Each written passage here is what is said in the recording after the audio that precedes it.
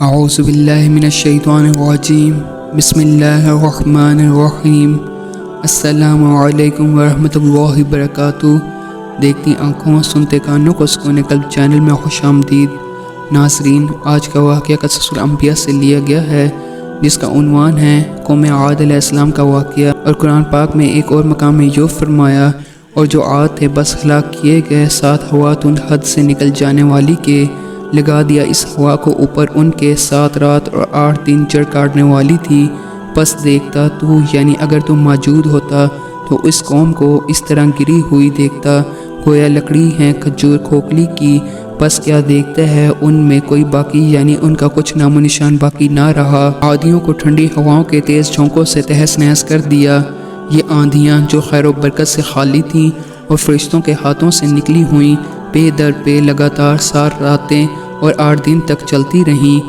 ان دنوں میں ان کے لیے سوائے نحوست اور بربادی کے کچھ نہ تھا۔ ناظرین، ان ہواؤں نے ان کو اٹھا اٹھا کر اس طرح مارا کہ سر، پاؤں اور ہاتھ جدا ہو گئے، باقی بدن کھجور کے تنے جیسا رہ گیا۔ ابن ابی حاتم میں ہے کہ حضور اکرم صلی اللہ علیہ وسلم نے فرمایا کہ عادیوں کو جس ہوا کے ساتھ ہلاک کیا ہے، وہ ہوا کے خزانے سے صرف انگوٹھے کے برابر جگہ کشادہ کی گئی تھی۔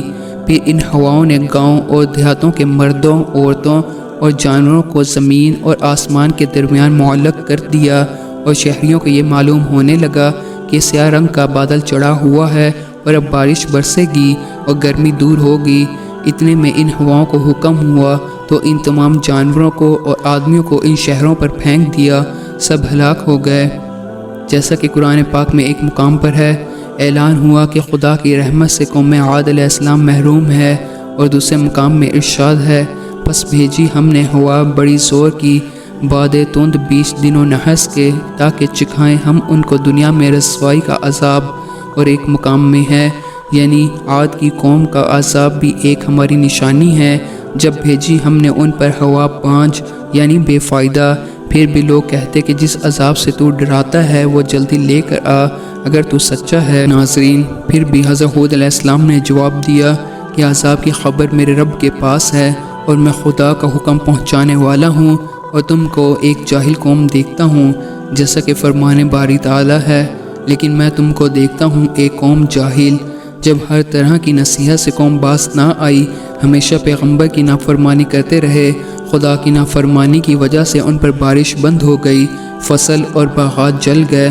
پروردگار عالم جل جلالہ اتنا مہربان ہے کہ اس زمانے میں کفار بھی جب خانہ کعبہ میں جا کر التجا کرتے تو اللہ تعالیٰ ان کی فریاد بھی سن لیتا تھا۔ اب بھی قوم عاد کے بڑے بڑے رئیس 70 لوگ قربانیاں لے کے مکہ مکرمہ گئے۔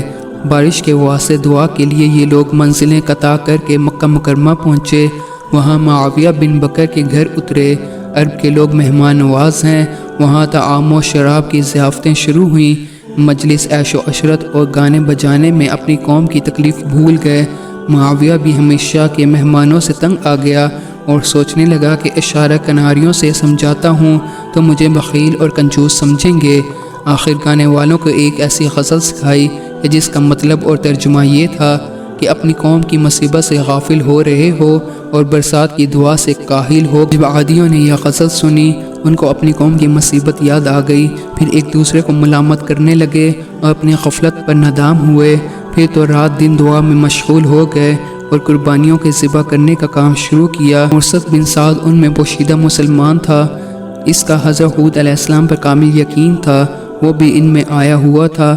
اس نے کہا کہ جب تک حضرت ہود علیہ السلام کے کہنے پر نہ چلو گے اور خدا پر ایمان نہ لاؤ گے تو اپنے مدعا کو نہ پاؤ گے۔ ان لوگوں نے اس سے جدائی کی اور خدا کی جانب میں دعا شروع کی۔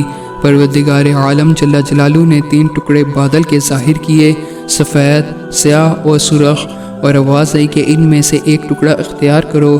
چونکہ سیاہ بادل میں عموماً بارش ہوتی ہے، اس لیے انہوں نے سیاہ ٹکڑا اختیار کیا۔ ناظرین، سرخ اور سفید بادل غائب ہو گئے۔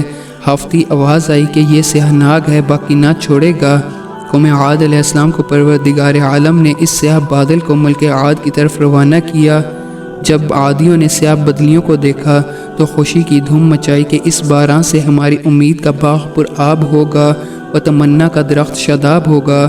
جب بادل آیا تو کافر ہود علیہ السلام سے مسخرے کرنے لگے، جب حضرت ہود علیہ السلام نے عذاب الہی دیکھا تو 4000 مسلمانوں جو آپ کے ساتھ تھے ان کے لیے اپنی انگلی سے مدور دائرہ بنایا اور مسلمانوں کو اس دائرے کے اندر بٹھایا اور فرمایا کہ جو کوئی اس دائرے کے اندر رہے گا وہ قہر الہی سے بچ جائے گا۔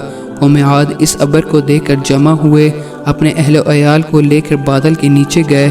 پہلے تو اس باد سرسر نے ان مردوں کو اور عورتوں کو اور چپایوں کو زمین سے اٹھا کر آوارہ کیا اور نہایت زور سے زمین پر پٹک پٹک کے پارا پارا کر دیا۔